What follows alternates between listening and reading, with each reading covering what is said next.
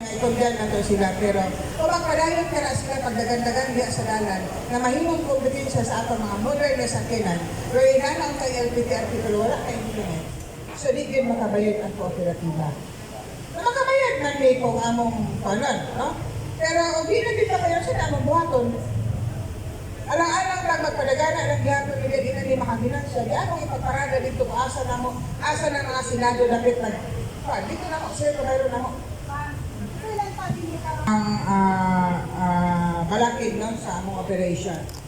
Pero discretion na gina sa pasahero kayo. Basta kung saan na ito, mga illegal na gina sila. Gani akong city government at ang local government, nagsige naman sila pag-impound, pandakot ang mga bawa. Gani agahapon, ang motorena po, dili sa kauswagan dapit, ipang-impound na po nila.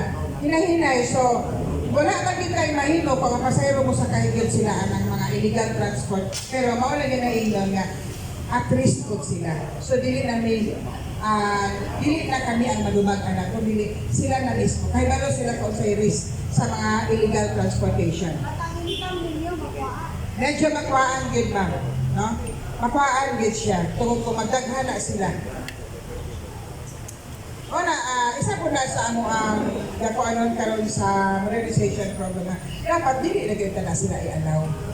Dili na talaga sila allow. Pero sa utaman nga usay atong Pilipinas dati ka politicize. Ano na, di ba? Politicize kaayo ang ato ang gobyerno sa Pilipinas. Nga mag-apas sila sa mga buto sa katauhan.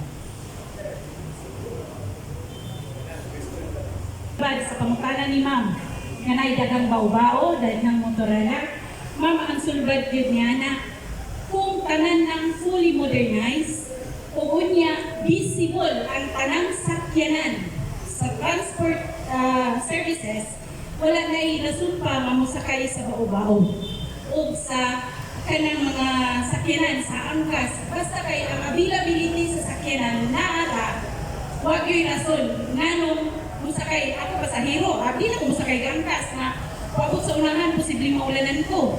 Whereas kung lingkod ko sa modern bus, aircon pa, the most convenient vehicle running in our transport system is the modern bus.